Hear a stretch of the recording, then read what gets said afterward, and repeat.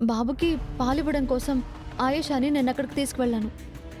నువ్వు ఆయేషా ఫేస్ ఎప్పుడైనా చూసావా? ఎందుకు మామ్? చెప్పు, నువ్వు ఆయేషా మొహం ఎప్పుడైనా చూసావా?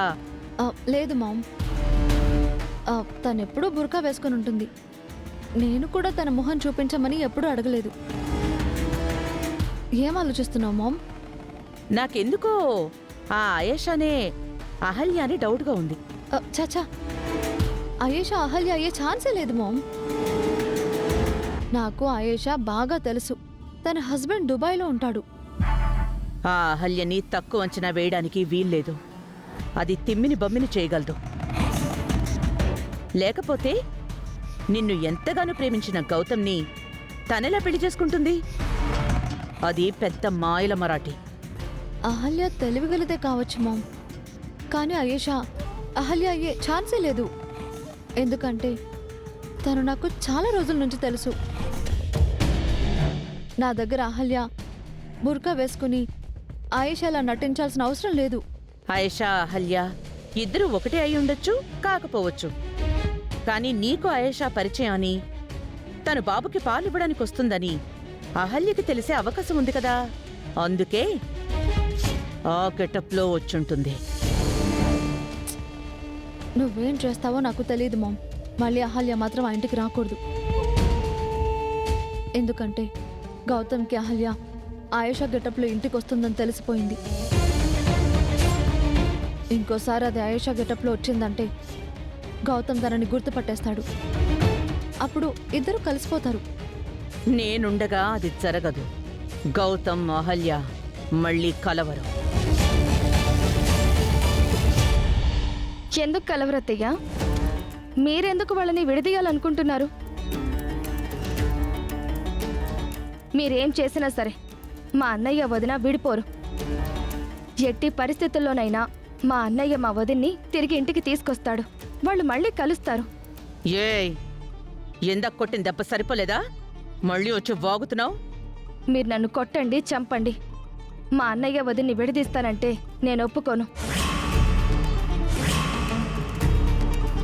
చూడదితి, నువ్వు మా అన్నయ్యని గెలుచుకోవాలి అనుకుంటే ప్రేమతో గెలుచుకో. అంతేగాని అహల్య వదిని దూరం చెయ్యాలని, తనకేదో అవ్వాలని కోరుకోకు. అది నీకు మంచిది కాదు. ఏంటి మామ్, ఇది కూడా మనకి నీతులు చెప్తుంది? మనం బలహీనులం అయినప్పుడు అందరూ బలవంతుల్లాగా మనల్ని బెదిరిస్తారు బేబీ. త్వరగా అహల్యని ఏదో ఒకటి చేయాలి. చేస్తాను. నీకు గౌతమ్కి పెళ్ళైపోతే అప్పుడు అందరి నోళ్లు మూత పడతాయి.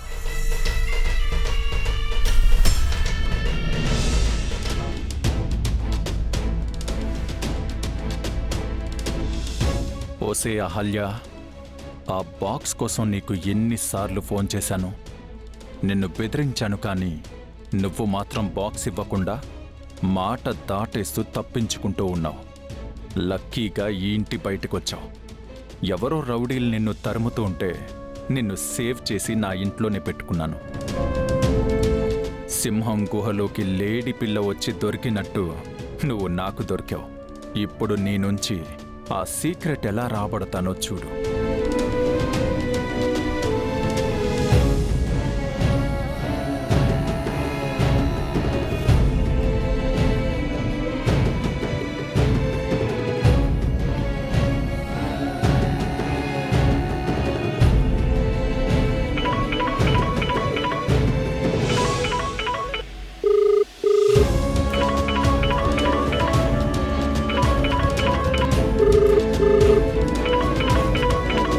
ఈ ఫోన్కి ఎవరు ఫోన్ చేస్తున్నారు?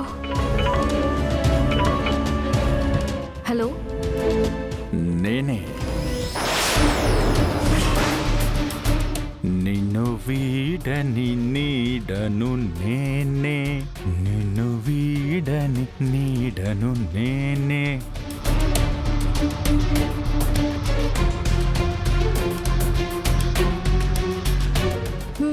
మీరా? అసలు మీకు ఈ నెంబర్ ఎలా దొరికింది? ఏంట హల్య, మరీ అంత అమాయకంగా మాట్లాడుతున్నావు? నీ గురించి నాకు మొత్తం తెలుసు. నువ్వింట్లో నుంచి బయటికి వెళ్ళావని తెలుసు, ఒకరింట్లో షెల్టర్ తీసుకుంటున్నావని తెలుసు. ఈ విషయాలన్నీ నీకెలా తెలుసు? అది నా టాప్ సీక్రెట్ అహల్య. నేను చెప్పకూడదు, నువ్వు వినకూడదన్నమాట. నువ్వు పాతాళంలో దాక్కున్నా సరే నీ అడ్రస్ నేను కనిపెడతాను, కాంటాక్ట్లోకి వస్తాను.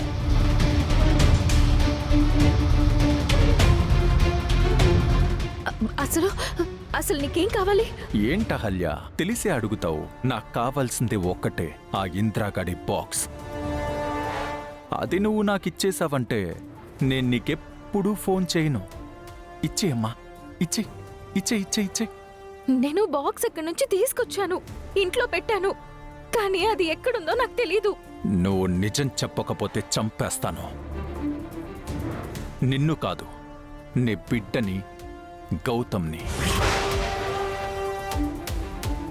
వద్దు వద్దు, వాళ్ళని చెయ్యొద్దు. నన్ను నమ్మండి, నాకు నిజంగా ఏం తెలీదు. మర్యాదగా నిజం చెప్తావా లేదా? అయ్యో, నాకు తెలీదని ఎన్నిసార్లు చెప్పాలి? మళ్ళీ నాకు ఫోన్ చేయకండి.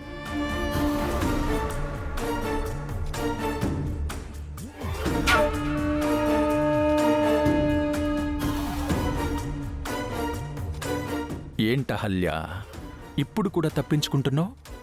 నేను మర్యాదగా అడిగితే నువ్వు బాక్స్ ఇవ్వవు కదా, కానీ నేను నిన్ను అంత తేలిగ్గా వదలను. ఎలాగైనా సరే నీ దగ్గర నుంచి బాక్స్ తీసుకుంటాను. ఇప్పుడు నువ్వే ఆ బాక్స్ ఎక్కడుందో చెప్తావు. నేను ఇక్కడున్న విషయం ఆ అజ్ఞాత వ్యక్తికి ఎలా తెలిసింది? అతను నన్ను నీడలా వెంటాడుతున్నాడా? ఆ బాక్స్ ఇవ్వకపోతే నిజంగానే గౌతమ్ గారిని బిడ్డని చంపేస్తాడా? ఇప్పుడేం చేయాలి?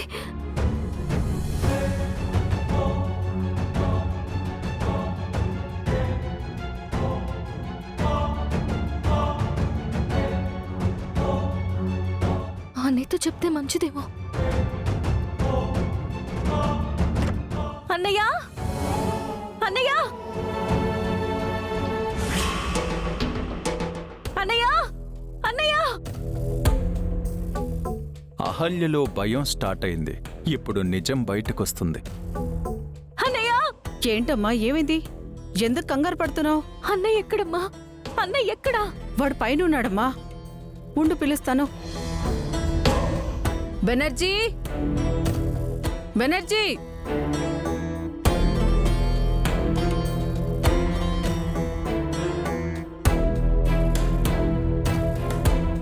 ఏమైందమ్మా? ఒకసారి కిందికి రారా, అమ్మాయి కంగారు పడుతుంది. రా.